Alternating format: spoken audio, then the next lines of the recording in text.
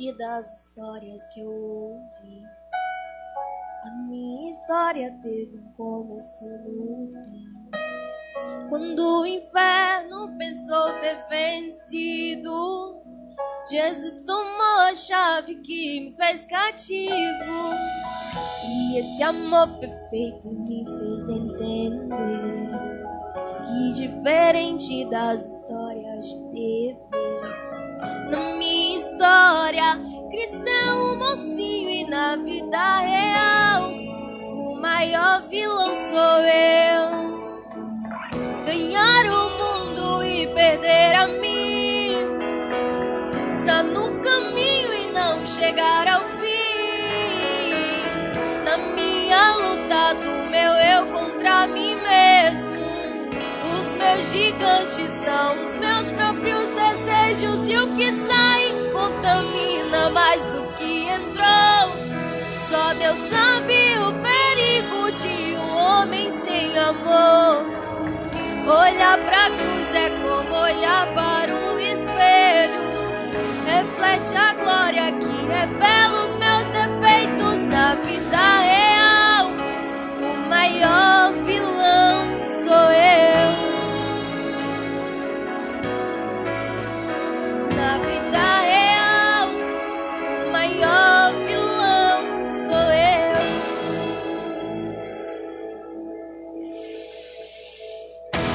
Esse amor perfeito me fez entender que, diferente das histórias de Deus, na minha história, Cristo é o mocinho, e na vida real o maior vilão sou eu. Ganhar o mundo e perder a mim, estar no caminho e não chegar ao fim. Na minha luta do meu eu contra mim mesmo, os meus gigantes são os meus próprios desejos, e o que sai contamina mais do que entrou. Só Deus sabe o perigo de um homem sem amor. Olhar pra cruz é como olhar para um espelho, reflete a glória que revela os meus defeitos. Na vida real, o maior vilão sou eu. Na vida real, o maior vilão sou eu.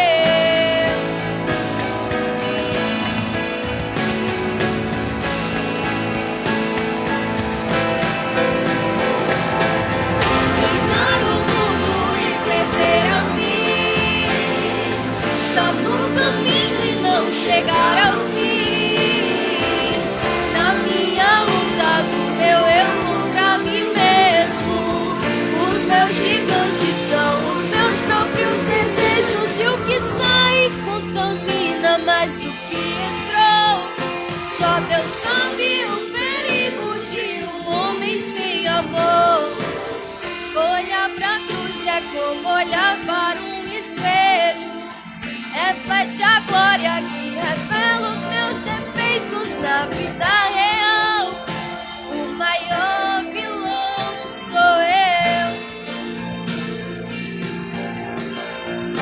Na vida real, o maior vilão sou eu.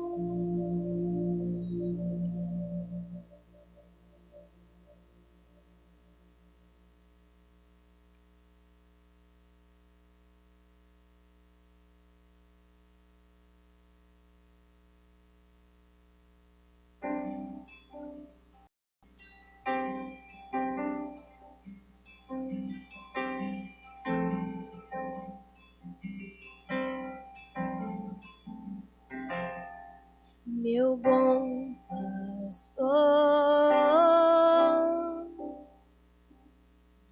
meu conselheiro,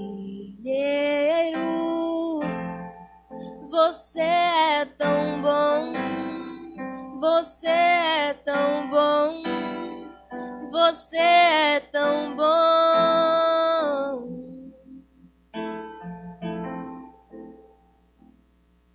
Eu não quero quero perder o tempo que temos. Minha relevância é estar em ti, pois quando estou em ti, te entrego o controle, te entrego o controle, te entrego o meu controle. Pois quando estou em ti, te entrego o controle, te entrego o controle, te entrego o meu controle. Eu vou me lançar em teus braços de amor e ganhar meu tempo em teus braços de amor. Eu já ganhei meu dia, tu és minha alegria, meu único louvor.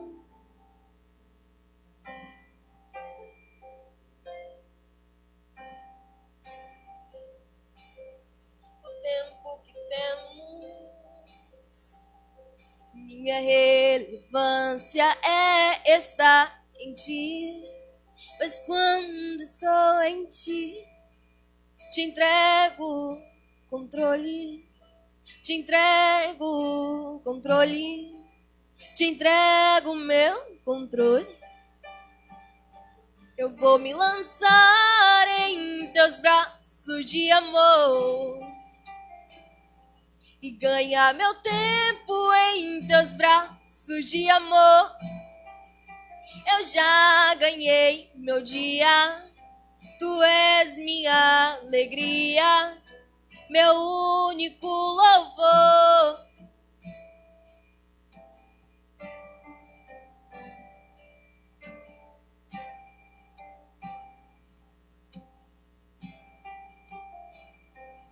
Ganhar meu tempo em teus braços de amor. Eu já ganhei meu dia, tu és minha alegria, meu único louvor.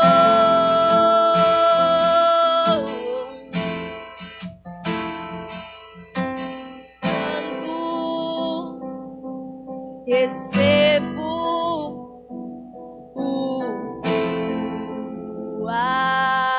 amor, eu corro, eu não me perco, eu sigo a nuvem, descanso em ti.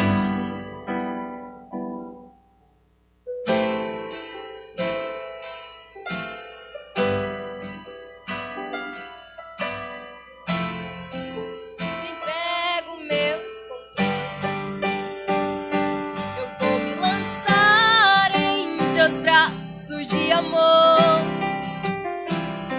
e ganhar meu tempo em teus braços de amor. Eu já ganhei meu dia, tu és minha alegria, meu único louvor.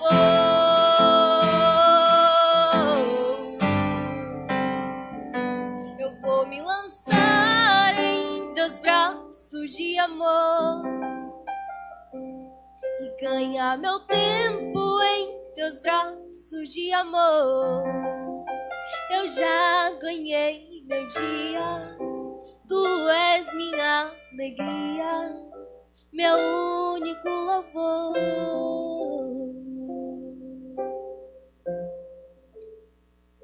Eu vou me lançar em teus braços de amor e ganhar meu tempo em teus braços de amor. Eu já ganhei meu dia, tu és minha alegria, meu único louvor. Amém.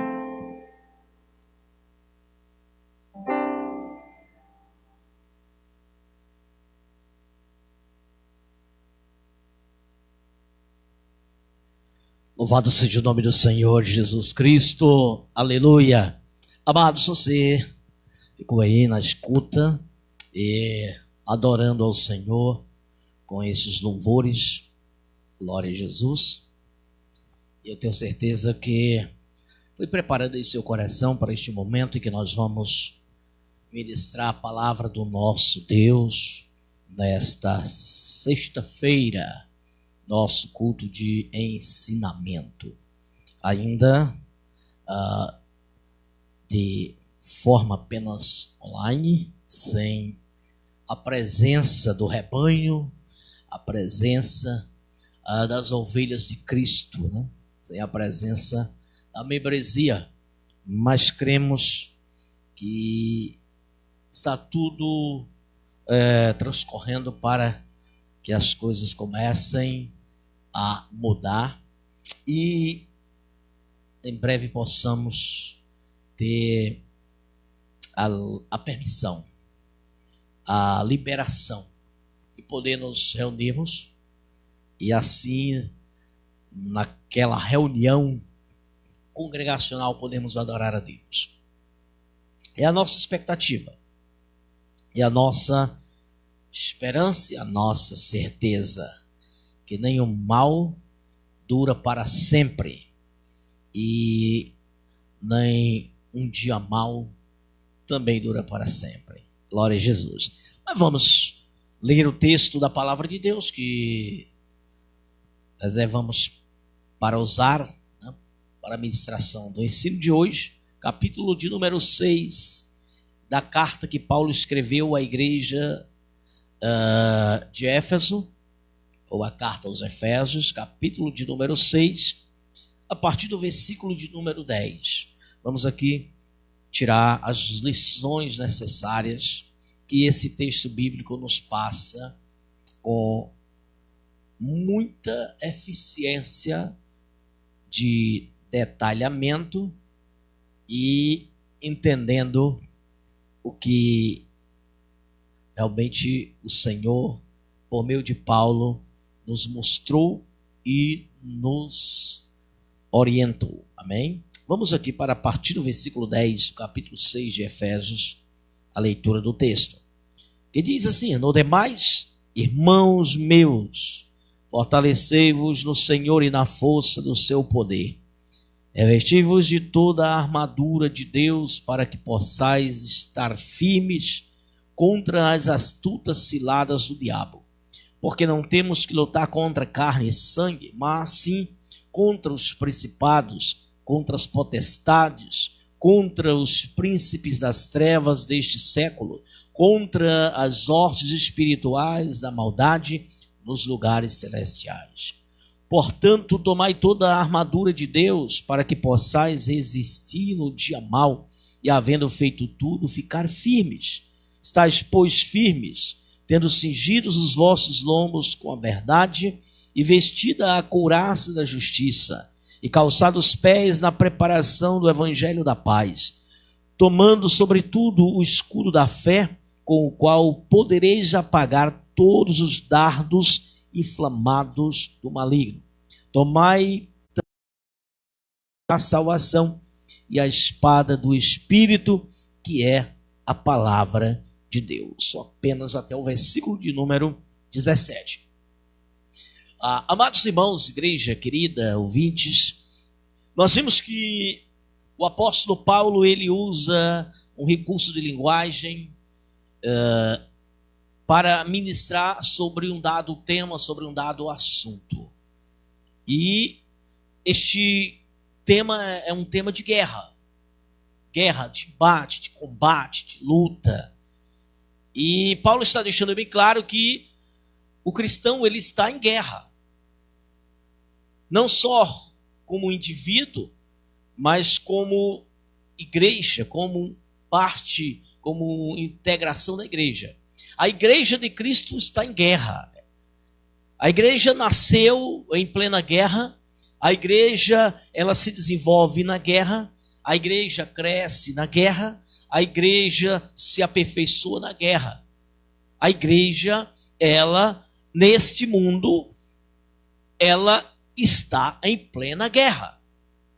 Ela se fortalece na guerra. Ela se santifica perante o Senhor numa guerra. ela se adestra na guerra, ela avança nessa guerra. Então a igreja, ela é imbatível. A igreja de Cristo Jesus é uma igreja imbatível.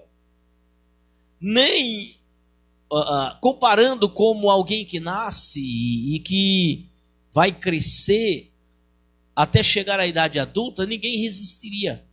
Em termos naturais, nenhuma criança resistiria nascendo em plena guerra, em meio à guerra, e ter que desenvolver-se em plena guerra e chegar à idade adulta diante de uma guerra incessante.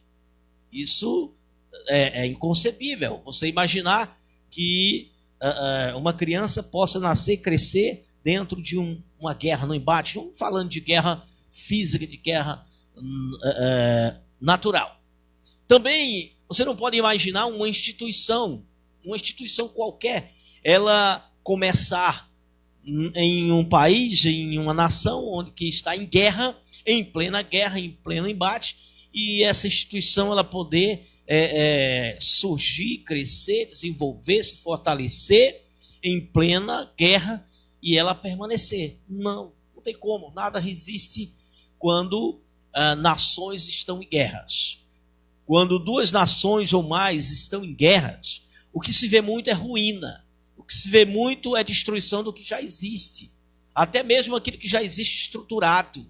Aquilo que já existe com uma dada resistência, com uma dada estrutura, com uma dada habilidade de se crescer e de se estruturar e de se prolongar. Mas quando começa uma guerra, nós vemos que tudo é um fracasso, a ruína. Então uma guerra só traz ruínas. Quando se trata de guerras naturais, qualquer nação que se envolve em guerra, ela vai ter muito prejuízo, muitas percas. Não só percas materiais, mas percas também humanas. Mas é importante nós vermos e voltarmos para o texto, que Paulo está usando um recurso de linguagem, de uma comparação, de uma metáfora, de uma guerra natural para explicar a verdadeira guerra que a igreja está envolvida. Paulo ele usa da comparação de um vestuário, de um equipamento, de um soldado. E Paulo ele faz a comparação de um soldado de sua época, um soldado romano, um soldado de guerra, um soldado que era totalmente preparado para as guerras. Porque o Império Romano era um império que avançava, era um império que guerreava, era um império que conquistava. Então era um império que tinha soldados, tinha milícias apropriadas para invasões territoriais e domínio das mesmas, desde os mesmos. E esses soldados, eles eram soldados especializados, com roupas, fardas, com equipamentos adequados para isso, né? Que era chamado, né? O vestimento de um soldado romano, não aquele soldado simplesmente mais simples de guardar e dar segurança ao povo, mas o soldado da guerra, o soldado que empreendia guerra, o soldado que era usado no alvo do projeto romano de crescimento da área territorial, do crescimento do império, das conquistas de outras terras e da conquista de outros povos. E assim tinha que lutar, tinha que guerrear, tinha que ter embate com os soldados das outras terras. E assim Roma, ela, por ser muito melhor preparada, por investir muito bem nos seus soldados, nos equipamentos, e tanto de defesa como de ataque, Roma prevalecia sobre os demais em sua época. Por isso se tornou aquele grande império romano. E Paulo conhecia muito bem disso. E ele agora, para passar a instrução para a igreja e trazer para a igreja uma instrução de uma guerra que a igreja está envolvida, e Paulo quer dizer, está transmitindo para a igreja de Efésios, que ela está numa guerra. Ela nasceu numa guerra, ela vive em guerra. Só que Paulo, ele começa primeiramente na sua orientação nestes versículos, quando ele diz: no demais, irmãos meus, fortalecei-vos no Senhor. Então, Paulo já chama os crentes, é a coletividade, é a igreja, que ele faz um apelo a ela, para a igreja se fortalecer no Senhor. Fortalecer no Senhor, irmãos, é no poder do Senhor, naquilo que vem de Deus, no poder do alto. Paulo está aqui passando para a igreja o ensino: olha, vocês têm que ter o empenho, a dedicação de se fortalecer no Senhor, de vocês se encherem da força, do poder de Deus. Paulo não está pedindo para eles se prepararem de forma física, intelectual. Paulo está pedindo, convocando a igreja para se preparar de forma espiritual, para que eles sejam cheios da força, do poder que vem de Deus. Então, a preparação, a condição inicial para você já começar a pensar em combate, em enfrentar a guerra. Paulo não está falando de uma luta qualquer. Paulo está falando do trabalho. Ele está falando de guerra. Paulo está declarando que a igreja está em guerra. Paulo está dizendo que a igreja está em guerra. E a igreja, por estar em guerra, ela precisa também combater, ela precisa se preparar, ela precisa se equipar para esta guerra. Era comum o período que Paulo está falando, é o período que Roma, o Império Romano, dominava o mundo. E o Império estava sempre em guerra, em conquistas diárias, em conquista de novas terras, estava avançando. Era um império que avançava e que ele dominava cada vez mais novos povos. E ao Paulo usar esse recurso, faz com que todos entendam o que é que ele quer dizer. Paulo não está dizendo que aquele povo precisa se alinhar aos romanos nas guerras naturais, de combater outros povos que ainda não eram conquistados, que ainda não eram dominados por Roma. Paulo não está dizendo que a igreja de Éfeso, que está em território dominado por Roma, e que agora deve se alinhar a Roma, para também, em guerras com outros povos ainda não dominados, se unissem para guerrear como um soldado romano em busca de conquista de novas terras. Não. Aí Paulo faz a explicação para diferenciar de que tipo de guerra ele está falando. Aí ele vem para o versículo de número 11, quando ele diz: revesti-vos de toda a armadura de Deus, para que possais estar firmes. Aí ele diz: contra as astutas ciladas do diabo. Quando Paulo diz isso, ele está mostrando de que tipo de guerra ele está falando. Paulo agora está declarando qual é o tipo de guerra que a igreja tem que enfrentar, que a igreja tem que batalhar. Não são as guerras romanas, são as guerras espirituais, são as guerras que a igreja está envolvida. Essas guerras são as guerras espirituais. E ele, quando ele finaliza esse versículo de número 11, ele diz que tem que se revestir da armadura de Deus. Então Paulo já está dizendo: olha, tem que buscar revestimento de Deus. Como a guerra é uma guerra de cunho espiritual, todo equipamento que o soldado cristão, que o membro da igreja, que a igreja no todo tem que usar, não é o mesmo equipamento que o soldado romano usa. Ele apenas faz ali uma analogia. Paulo ele faz uma ilustração de como era um soldado de guerra, um soldado do exército guerreiro de Roma, um soldado do exército que empreendia as conquistas. E como que eles eram equipados? para poder sair vitoriosos. Então ele está usando apenas essa ilustração. Então ele diz, olha, também o cristão, aquele que faz parte da igreja, ele tem que estar equipado e, além de equipado, batalhando. É uma batalha, uma guerra espiritual. Mas ele diz, olha, que essa preparação, que esse equipamento que tem que usar, essa capacitação, ele já começa a dizer que ela tem que vir de Deus, porque a guerra não é, quando ele diz, contra carne e contra sangue, no versículo de número 12.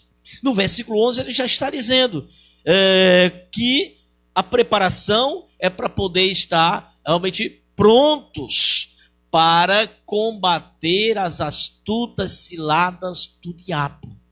Paulo está falando do príncipe das trevas. Paulo está falando do grande inimigo do plano de Deus. Paulo está falando do grande inimigo do povo de Deus. E quando ele fala desse inimigo, ele deixa bem claro que esse inimigo age, ataca com astúcia.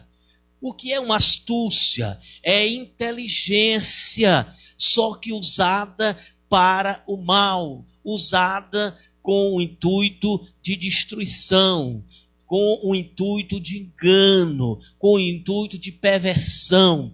O inimigo, ele tem este alvo, enganar. E para enganar, ele tem que ser astucioso, ele tem que usar da sua habilidade, da sua esperteza, para atrair e conseguir fazer dos que ele atrai presas, que ele possa dominar e posteriormente destruir.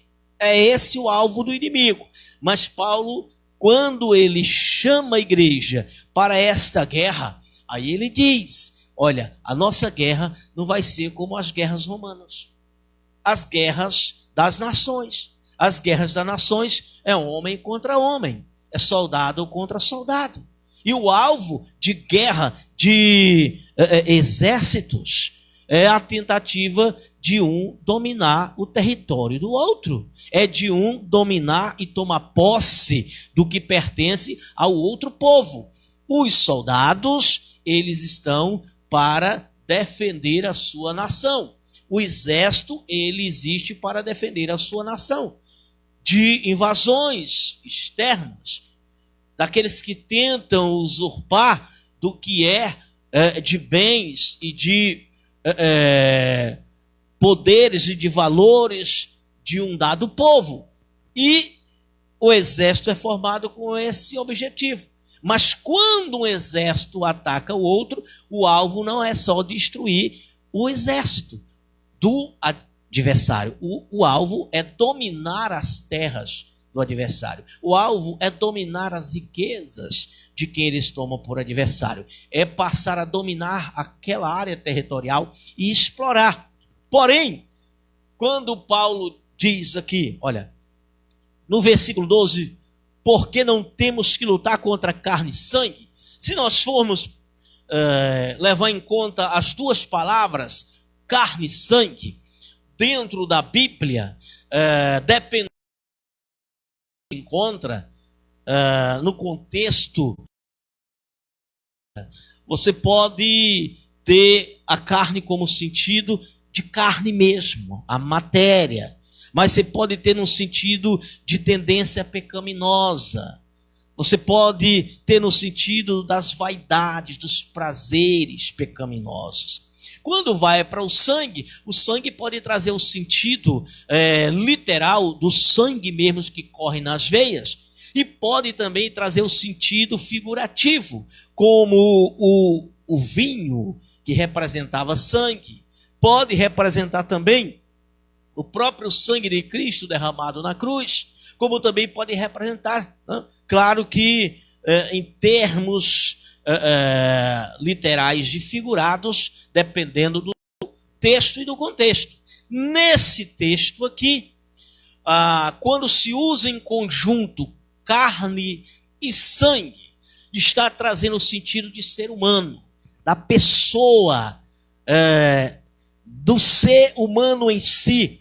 E Paulo, ele então explica que a guerra da igreja, a igreja ela tem uma guerra a empreender, uma guerra a realizar. Ela está em guerra. A igreja tem que estar investida e bem preparada para esta guerra. Essa guerra não vai começar. Essa guerra ela já existe. A igreja ela já veio para guerrear, ela já surgiu para guerrear, e ela já começou guerreando, e ela está em plena guerra, e ela continua guerreando, independente das gerações que vão chegando. A igreja ela existe, desde que ela foi fundada, desde que o Senhor instituiu a igreja, e lá no dia de Pentecoste, e ela começando ali, ela já começou em guerra. As gerações virão, aquela vai, outra geração virá, e a igreja ela permanece, e sempre a guerra existe. Porém, Paulo está deixando claro que o inimigo da igreja, com que a igreja tem que guerrear, aquele que se levanta, também vai ser o mesmo. Porém, esse inimigo, ele é astucioso, então nós temos que entender a astúcia do inimigo. Quando Paulo ele diz, não temos que guerrear contra carne e sangue, ele está dizendo, a igreja não é para se equipar com armas literais.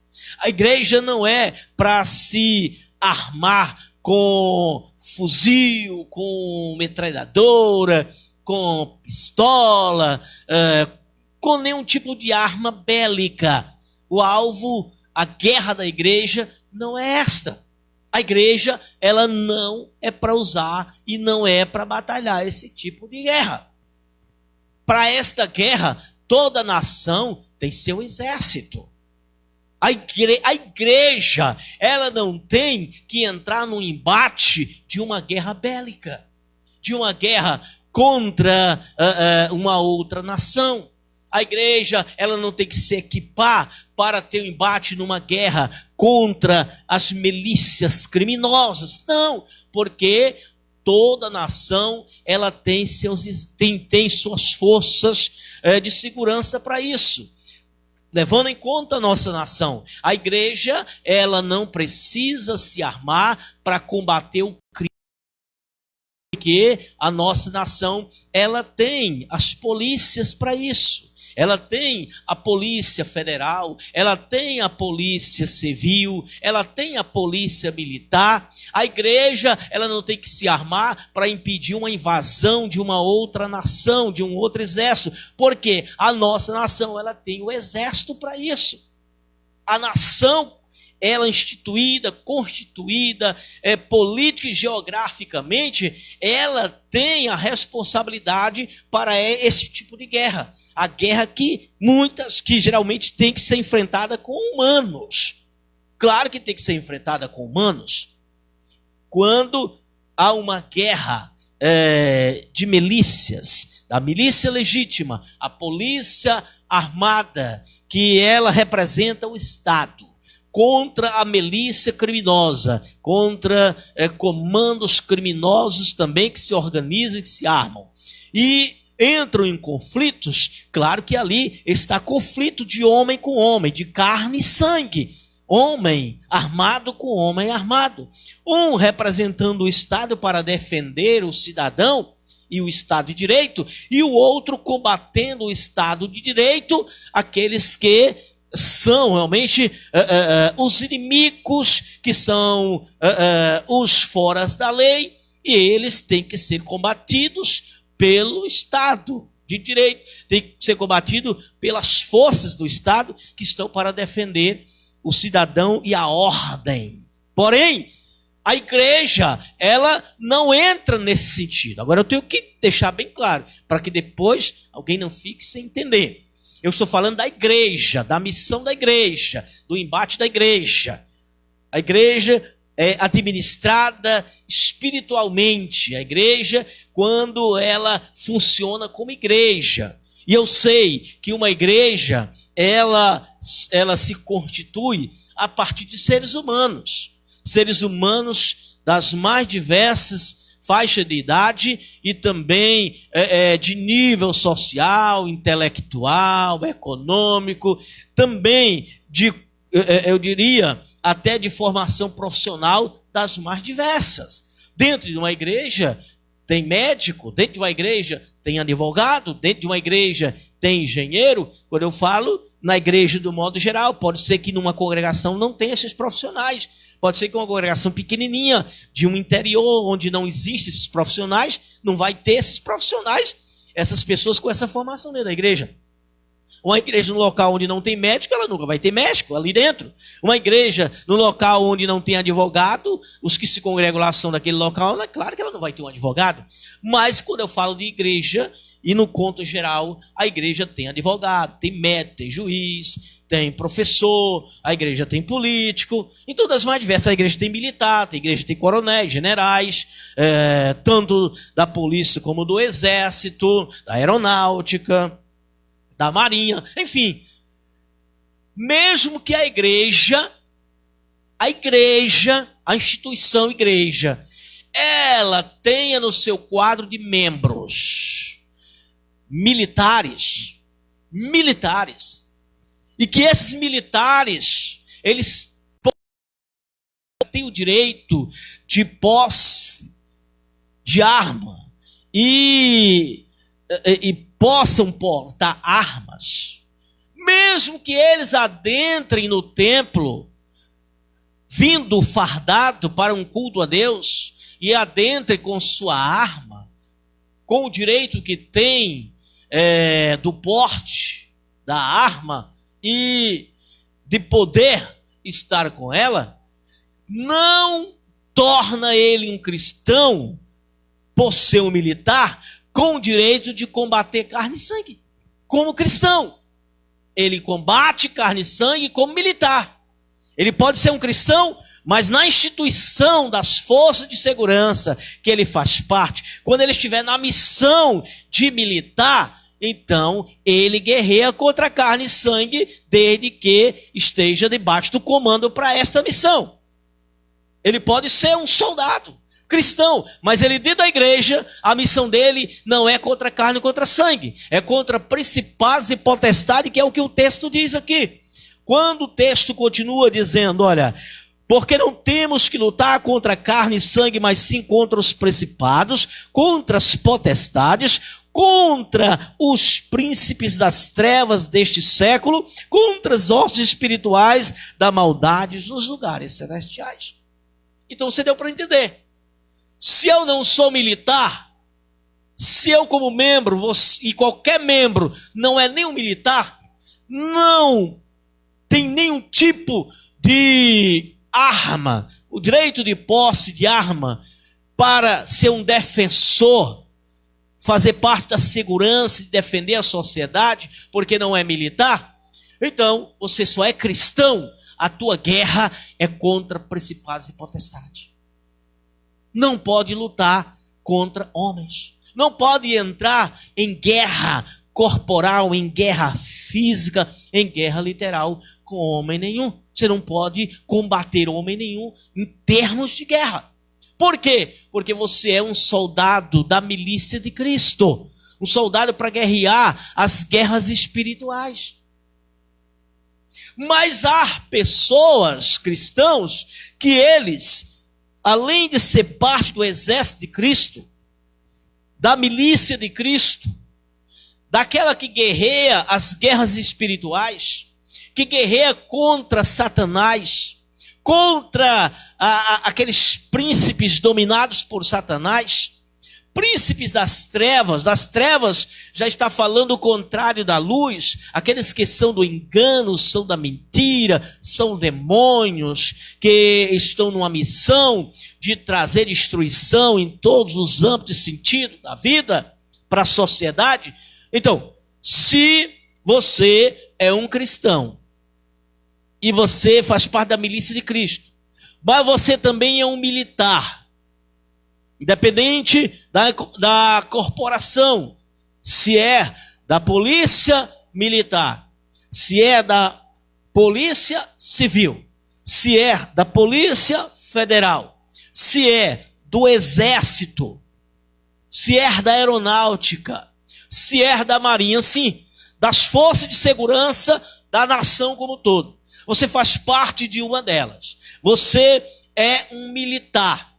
E você, nessa condição de militar, se em qualquer área, e qualquer parte dessa força que você faz parte, se empreender uma guerra, seja uma guerra contra o tráfico, seja uma guerra contra o crime organizado, seja uma guerra contra outra nação, e você está incluído no comando que vai enfrentar esta guerra, você então vai guerrear, porque você é um militar. Ah, mas eu sou um cristão, mas você é um militar, você está ali, você tem que cumprir a missão de militar e defensor da pátria, defensor da segurança pública. E se tiver que entrar numa guerra, num embate armado, em tiroteio, contra os criminosos, contra os invasores, contra aqueles armados que se levantam contra a nação, contra o povo, então vai ter que ter um combate. Aquela força militar vai ter que combater o inimigo e vai ter que usar armamentos bélicos e vai ter que disparar tiros. E isso é uma guerra contra a carne e contra sangue. E ela pode e deve existir, mas com os poderes e com as instituições próprias para aquela. Jesus não levantou a igreja para combater esse tipo de guerra. Jesus levantou a igreja para combater contra os inimigos que as forças armadas não podem combater, que as forças militares não podem combater. As armas que um soldado, seja do exército ou da polícia militar, essas armas que eles andam com elas em punho, elas não podem destruir as armas do inimigo. Elas não podem destruir os inimigos espirituais. Uma bala saindo de um fuzil, ela não consegue ferir um demônio. Ela não consegue atingir um demônio. Uma bala que sai da arma de um soldado do exército não pode destruir uma astúcia do inimigo, um conceito do inimigo, uma doutrina do inimigo. Então quem pode confrontar isso? Que armas são essas? Que armas podem destruir essas armas do inimigo? Que arma pode parar o exército espiritual, o exército de demônio, o exército inimigo, comandado por Satanás? Nem mesmo o maior exército do mundo, são as forças armadas norte-americanas, com o maior poder bélico do mundo. Nem as forças armadas do mundo todo, se juntar todas as forças armadas do mundo todo, não tem condição de combater contra o inimigo. Não tem como vencer o inimigo. Não tem como destruir as armas do inimigo. Não tem como parar os comandados do inimigo, o exército do inimigo, que são demônios ferozes, são seres espirituais e que eles não são atingíveis por armas naturais. Meus queridos, e é nessa condição, e para este embate, e para guerrear contra este exército, que o Senhor levantou a sua igreja. Então a igreja, ela tem que combater aquilo que a ela foi imposta. A igreja, ela não tem que estar preocupada com a outra guerra, porque para a outra guerra existe os que são levantados para isso.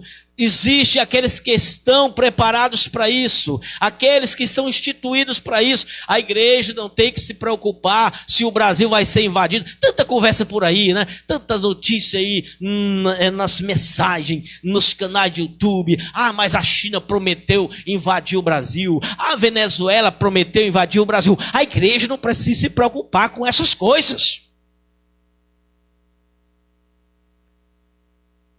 A igreja não tem que se preocupar com isso, porque ela não é um exército ou milícia para essa questão. A igreja, ela tem que estar ocupada, atenta, atuando na guerra que é espiritual, nos lugares celestiais. A igreja tem que estar guerreando a guerra para a qual ela foi levantada, capacitada, preparada. São contra as astúcias ciladas do diabo, contra as ações do maligno. Ela tem que partir mesmo para resistir. Agora é impressionante, irmãos, que a igreja, ela não destrói o diabo. Jesus não levantou ninguém na igreja com poder de destruir o diabo. Apesar de ter muitos pregadores aí destruindo o diabo, mas não sei que diabo é que eles estão destruindo. Não encontramos na Bíblia nenhuma passagem que diga que o Senhor levantou a igreja para derrotar o diabo, para vencer o diabo. Nós encontramos em toda a Bíblia, desde que a igreja surgiu no Novo Testamento, nós encontramos a igreja sendo levantada para guerrear, uma guerra de resistência. Vai combater, mas a igreja ela tem que resistir o ataque do inimigo. Ela tem que resistir para que o inimigo não consiga atingir os seus alvos. A igreja ela está naquela posição de defesa, meu querido. De defesa. Quando o inimigo atacar, a igreja contra-ataca. Mas primeiramente ela resiste. Se nós olharmos o texto, e eu vou ler o texto para você. Vou ler o texto para você. Depois você vai dizer, pastor, para que a igreja foi levantada? Se ela não vai destruir o diabo. A igreja foi levantada para resistir ao diabo. É uma outra história. Resistir ao diabo. Porque a igreja resiste ao diabo. E ela tem um outro alvo, além de guerrear. Para resistir ao diabo, ela tem o alvo de resgatar vidas. Ela resiste ao inimigo, para que o inimigo não avance além do que ele tentou, para que a igreja ela resgate vidas antes que o inimigo nos seus ataques destrua. Então a igreja resiste. Você vai entender bem. Agora, quem vai vencer o diabo? Quem vai destruir o diabo? Quem vai derrotar o diabo? Quem vai trancafiar o diabo? É o Cristo da igreja, é o cabeça da igreja. Quem vai pisar, e quem pisou, e quem vencerá definitivamente o diabo? É o cabeça da igreja, é Cristo Jesus, meu querido. Jesus não botou ninguém fora ele, nem Deus o Pai botou ninguém fora o Filho para vencer o diabo, trancafiar o diabo, derrotar o diabo, acabar com o diabo, aniquilar com o diabo. A igreja, ela está aqui para resistir ao diabo. E nós vamos ler o texto. E é lendo o texto que nós vemos que Paulo, quando ele faz a comparação de uma armadura de Deus, nós vamos perceber que aquilo que ele usa como equipamento de uma vestimenta de um soldado, Paulo, ele lista aqui nessa armadura de Deus apenas uma arma. O resto, irmãos, da armadura é algo de proteção. Algo de proteção. Vamos ver aqui com calma. Você não vê muitas armas de ataque. Você vê apenas uma arma de ataque. Uma arma de ataque. As outras todas são de defesa. A igreja está numa posição de contra-ataque, de resistência, para que o inimigo não avance. O inimigo é quem parte avançando e a igreja resiste. Jesus é que quando vier, ele vem e ataca. E ninguém resiste a ele. Mas a igreja, ela foi revestida com a força do poder de Deus para resistir o diabo. Fica firme. Fica firme. Olha o que é que diz Paulo. Versículo 13. Portanto, tomai toda a armadura de Deus. Não deixa nenhum equipamento fora. Daquilo que é a armadura para a igreja. Para a igreja. Não é um indivíduo. É a igreja. A igreja no todo. E a membresia, ela vai estar assim equipada. Quando a igreja estiver com esse equipamento espiritual. Olha o que diz. Portanto, tomai toda a armadura de Deus, para que possais resistir no dia mau, e havendo feito tudo, ficar firme. Resistir, meu querido. No dia mau. Dia mau está falando da ação maligna. Está falando dos ataques do diabo, das investidas do diabo. E a igreja tem que estar pronta. A igreja tem que estar ali firme. Ela não pode estar vacilante. É uma igreja que tem que estar vigilante. A igreja que tem que estar esperta para discernir o que é ataque do diabo, o que é investido do diabo. Continuando, ele diz: estáis, pois, firmes, tendo cingido, ou seja, vestido os vossos ombros, o vosso corpo, com a verdade. Ou seja, você não pode abrir mão da verdade. E essa verdade, irmão, é a verdade de Deus. É a verdade que vem de Deus. Não é a verdade imaginária do homem. É a verdade de Deus. Você tem que revestir sua vida. Revestir sua vida. Seu interior. Aqui está falando de revestir todo o corpo. O corpo. Está vendo aqui? Os lombos. Está falando de veste de corpo, que envolve costa, abdômen, tórax, tronco, que envolve o corpo.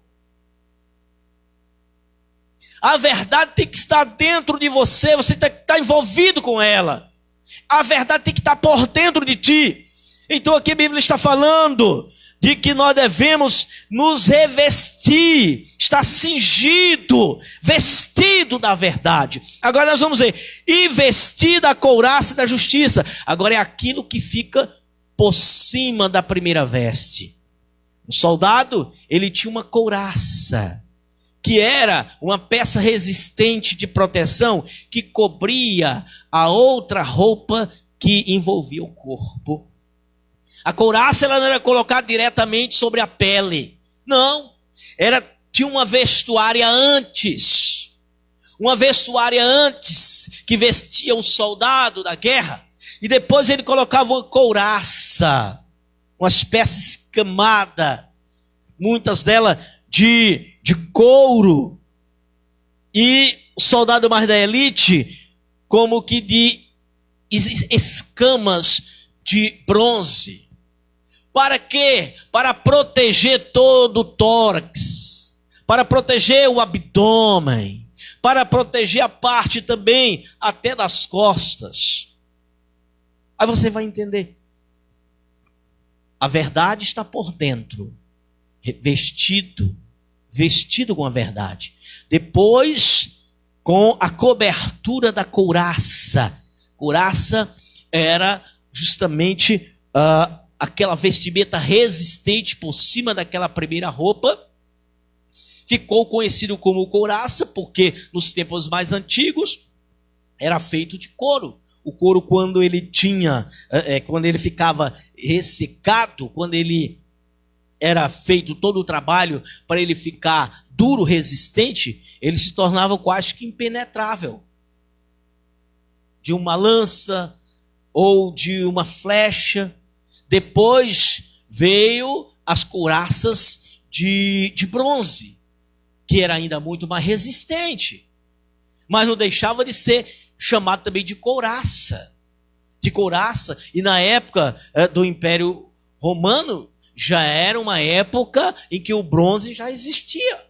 Mas Paulo, ele continua dizendo, olha, versículo 15, calçados os pés na preparação do evangelho da paz. Ele está falando de uma proteção para os pés, como que o soldado tinha as suas proteções dos seus pés. Porque as guerras muitas vezes se empreendiam em lugares diferenciados e lugares que o solo era muito tenebroso, pedregoso, espinhoso. A guerra não acontecia somente num local onde era livre de qualquer solo irregular, dentro das cidades, nas ruas, não. Acontecia em locais que precisavam de proteção para os pés. E Paulo está usando esse recurso. E ainda diz mais. Até aqui nós estamos vendo, irmãos, equipamento de proteção contra os ataques do inimigo. Equipamento que resiste aos ataques. E ainda vemos, verso 16, tomando sobretudo o escudo da fé, mais um equipamento de defesa.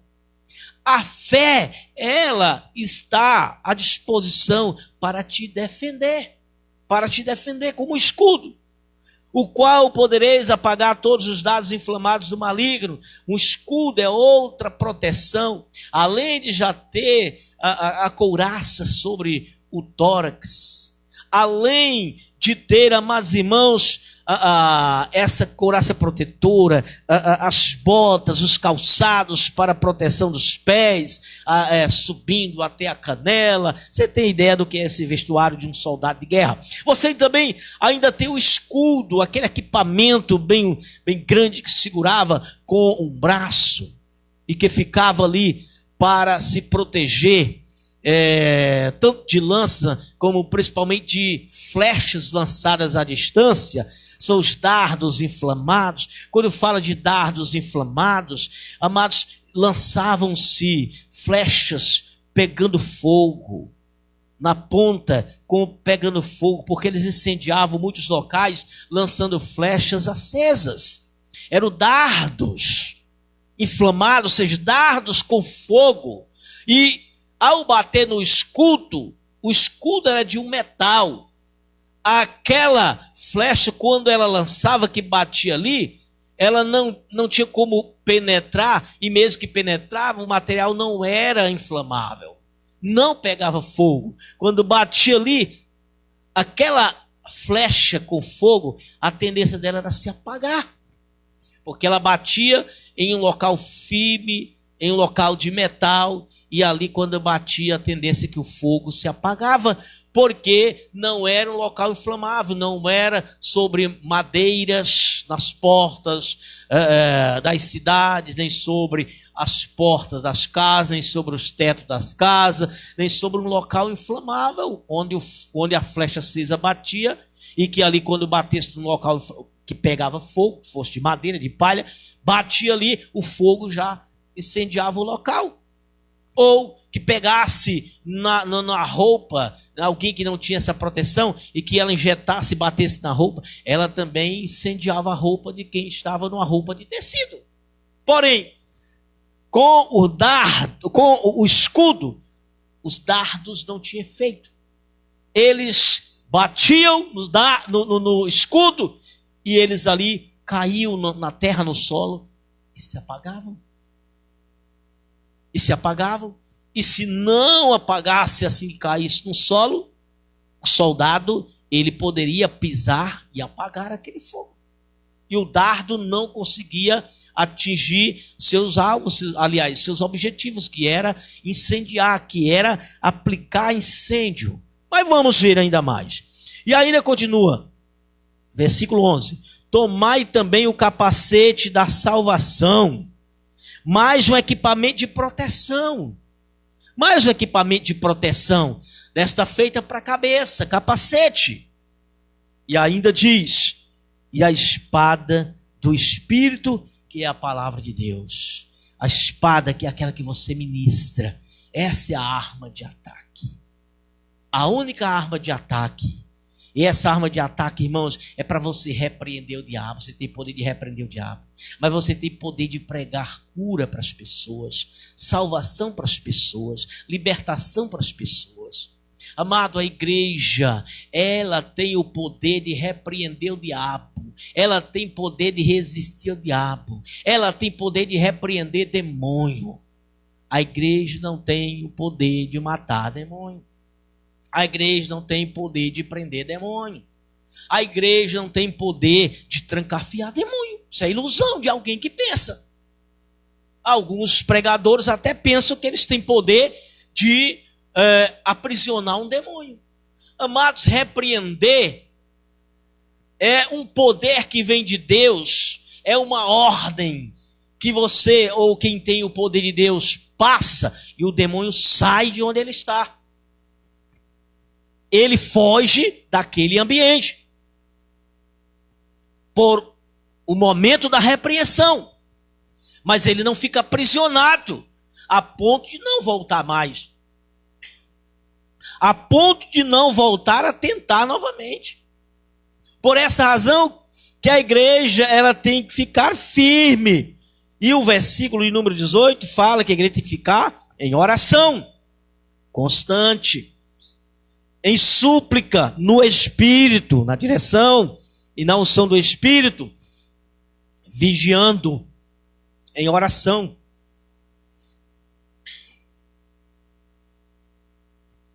Então, meus queridos, vejamos aqui o que Paulo, nessa ilustração, fala. Capacete para a cabeça, para proteger, amados irmãos, contra o engano do diabo. Satanás, ele não só usa demônios para se incorporar em alguém e tornar alguém possesso. Satanás, amados irmãos, ele interfere em todas as áreas seculares. Satanás, ele interfere na educação, no sistema educacional das nações. Ele interfere nos órgãos educacionais. Ele interfere nos ministérios da educação. Ele interfere nas secretarias de educação. Satanás, ele consegue injetar, usando pessoas à sua disposição, para injetar ideologias, para injetar conceitos educacionais. E nós vimos, amados irmãos, o que é que se tenta na educação do nosso país há muito tempo, o que é que se tenta injetar na educação. São obras malignas, são astúcias do diabo. É nesse sentido que a igreja tem que combater, meu querido. A igreja tem que combater isso aí. A igreja tem que estar de pé nisso aí, investindo nessa guerra. A igreja não tem que estar saindo, matando ninguém, mas ela tem que estar combatendo os ensinos errados, malignos, que tentam adentrar na formação dos seres humanos, na educação. A igreja ela pode e deve interferir no sistema educacional da nação, desde da rede municipal até a rede federal. A igreja tem que interferir nisso, porque faz parte da sua guerra. Faz parte da sua guerra. A igreja tem que interferir nos conceitos pervertidos que se injetam dentro da sociedade. A igreja ela tem que combater o que vem em forma de cultura, mas é uma obra pecaminosa. A igreja tem que combater, sim. É nesse sentido que a igreja tem que estar pronta, vigiando. Não é só esperando, a igreja ela só tem que repreender uma doença que o diabo colocou, a igreja só tem que repreender um demônio que está numa pessoa endemoniada. Irmãos, a igreja, enquanto ficar presa a isso, o diabo vai conquistando área, território, terreno. E vai chegar ao ponto que a igreja vai estar cheia de pessoas com conceito pervertidos pelo maligno, e a coisa se tornando mais normal dentro da igreja. A igreja vai estar cheia de pessoas pervertidas, de pessoas que consideram a prostituição a coisa mais normal, a fornicação a coisa mais normal, pessoas que vão considerar a homossexualidade a coisa mais normal, as pessoas que vão considerar a ideologia de gênero a coisa mais normal. E não é por aí, meu querido. Não é por aí.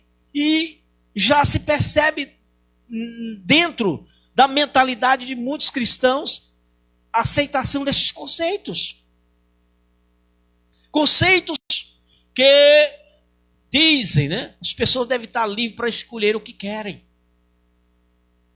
Elas têm a liberdade para escolher o que querem. Mas a igreja ela tem que aplicar, ela tem a espada, que é a palavra. Ela tem que aplicar verdades. Ela não pode deixar que a mentira que o inimigo está injetando, ela fique. Ah, mas por quê? Isso aí não tem nada a ver conosco. Se as pessoas querem pecar, elas devem pecar. Meu querido, não. Se elas querem pecar, vão pecar, mas nós temos que fazer com que elas conheçam a verdade. Que elas saibam que aquele pecado vai nos levar à morte espiritual, a dano espiritual. Que aquele pecado é o inimigo dominando e atraindo para a morte. Essa guerra que a igreja tem que fazer. Essa guerra que a igreja tem que estar empreendida nela. Essa guerra que a igreja não pode deixar de combater. Não é ficar aí horas e horas debatendo política, debatendo questões políticas. Não. A igreja tem que estar ministrando o evangelho, manifestando o poder de Deus, combatendo a mentira, combatendo o erro, sem ter que agredir, se gladiar com pessoas humanas. A igreja não foi levantada para estar saindo, matando ninguém, para estar punindo ninguém. Os crimes que as pessoas punem, já existem as autoridades para fazerem isso. Deixe que as autoridades cumpram com o seu papel. Se as autoridades não cumprirem hoje, amanhã outros personagens entram nos cargos e vão executar. A igreja é para a guerra espiritual. Guerras, amados irmãos, que muitas vezes elas estão no campo da filosofia. Guerras que muitas vezes elas estão na sociologia. Estão lá nos ensinos da sociologia. E a igreja ela tem que aplicar verdades. Está lá no campo da educação. Está lá realmente no ensino da evolução, que são a introdução de ensinos malignos, mas que estão dentro do bojo educacional em todos os países do mundo e são introduzidos como a verdade da existência do planeta. E a igreja ela tem uma guerra contra isso aí.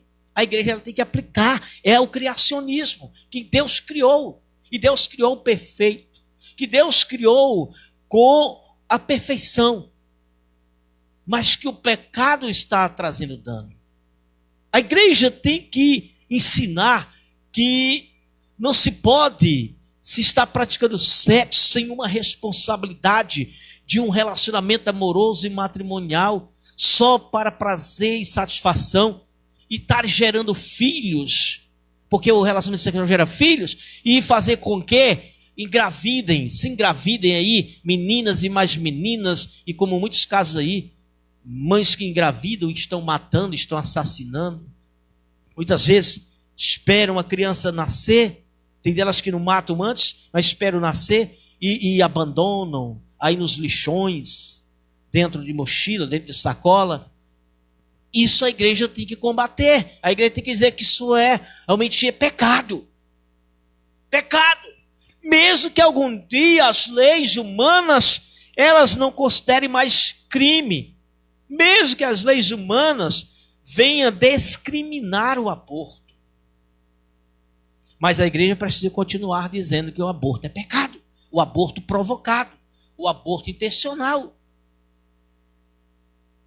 Mesmo que haja um conceito social de que o sexo deve ser livre à vontade, a pessoa fazer quando quer, a hora que quer, com quem quer, sem nenhum tipo de responsabilidade matrimonial, mesmo que esse conceito já esteja na opinião da sociedade de forma tão comum, a igreja tem que continuar dizendo que sexo fora de um matrimônio, fora de um compromisso, fora de um padrão bíblico é pecado. São aí os pontos da guerra da igreja. Essa guerra. Mas ela não tem que guerrear com ninguém. Se alguém não quer aceitar, o problema é de quem não quer aceitar. Mas a igreja tem que continuar dizendo. A igreja tem que continuar dizendo que a desonestidade é pecado. Que essa desonestidade ela tem sua origem no diabo. Que a fraude é pecado. Que a corrupção é pecado. Amados, essa guerra que a igreja ela tem que empreender, ela tem que continuar empreendendo. Agora, para isso, tem que estar fortalecida no poder de Deus. para resistir e para perceber as astúcias do inimigo, a igreja tem que estar em oração e vigilância, que é onde finaliza aqui Paulo no versículo 18. Vigilância, irmão, não é passar a noite acordado, é estar atento, observando o que verdadeiramente não vem de Deus, mas vem da mentira, do engano, vem do diabo, a sua origem é no diabo. E essas coisas elas entram pelos humanos e pode chegar dentro da sua casa, pode estar lá dentro da sua casa, pode já ter alcançado seu filho, pode ter alcançado já sua filha, pode ter alcançado já o seu marido, sua esposa. Uma obra maligna, uma astúcia do diabo já pode ter alcançado alguém da sua família sem ter percebido. Alguém já pode estar sutilmente ali com uma astúcia do maligno injetada na sua vida e você não ter percebido, porque você não vigia, porque você não observa, porque você não fica atento. As obras do maligno, elas passam a ser percebidas. Elas são ardilosas. Elas são muito ardilosas. São muito ocultas. Mas aqueles que têm a visão de Deus, que recebem de Deus o discernimento, vão perceber. Então, meus queridos, fica essa palavra de orientação para você. Não brigue com ninguém. Não guerreie com ninguém. Não discuta com ninguém essas questões. Mas guerreie contra principados e potestades, contra o demônio e contra as obras dele, que nós vamos combater, guerrear, e nós não vamos desistir. Mas o vencedor do diabo é Jesus, e ele vai se levantar, ele vai voltar e vai guerrear, mas para isso, antes ele tira a sua igreja, para ele vir vencer o inimigo, porque é ele que vence, é ele que derrota, é ele que aprisiona, não é poder humano nenhum, é o poder do nosso Cristo. Que Deus em Cristo Jesus abençoe a todos, amém, graças a Deus. Vamos orar e orando para que Deus nos dê um resto de noite abençoada. Temos alguns pedidos de oração?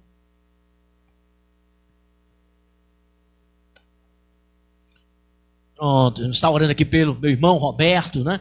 E a minha cunhada Bebel, né? Glória a Deus. Eterno Deus e Pai, Senhor soberano, apresento ao Senhor este casal, Roberto, Bebel, Senhor.